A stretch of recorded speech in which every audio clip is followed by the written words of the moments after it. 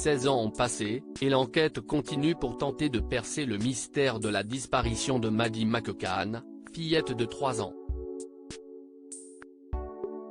Mais ce 8 juillet, ses parents Kate et Jerry McCann ont dû faire face à une bien triste nouvelle.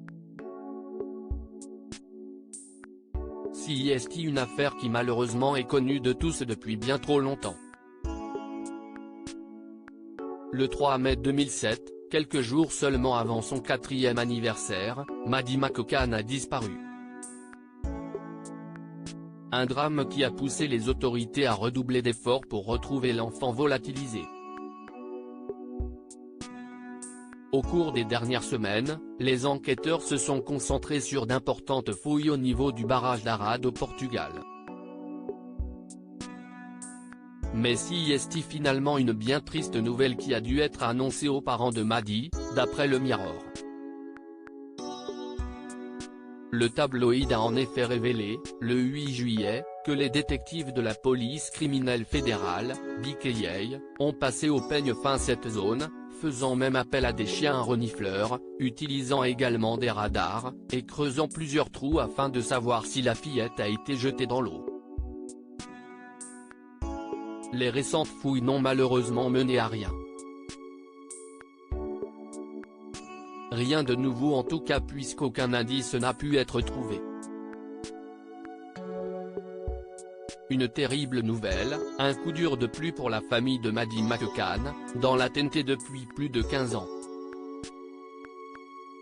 Depuis le 3 mai 2007, les parents de la fillette n'ont pas perdu espoir de la retrouver un jour. De son côté, le procureur allemand Hans-Christian Wolters semblait peu attendre de ces fouilles, comme déjà prêt à ce qu'elles soient infructueuses.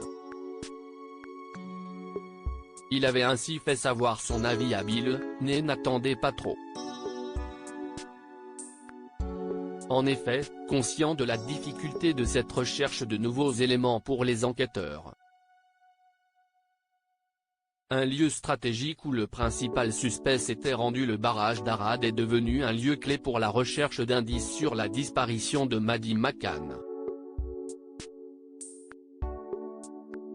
Ce barrage se situe au sud du Portugal, à environ 50 km du lieu où a été aperçu pour la dernière fois l'enfant.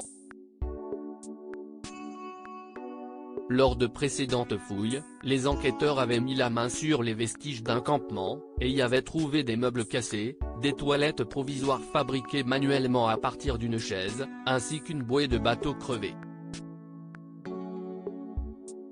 Le principal suspect dans cette affaire, Christian Brueckner, vivait à quelques kilomètres de l'hôtel où séjournait la famille McCann au moment du drame. L'homme a d'ailleurs été arrêté et condamné en Allemagne pour plusieurs agressions sexuelles et viols sur mineurs qu'il a commis au Portugal entre 2000 et 2017.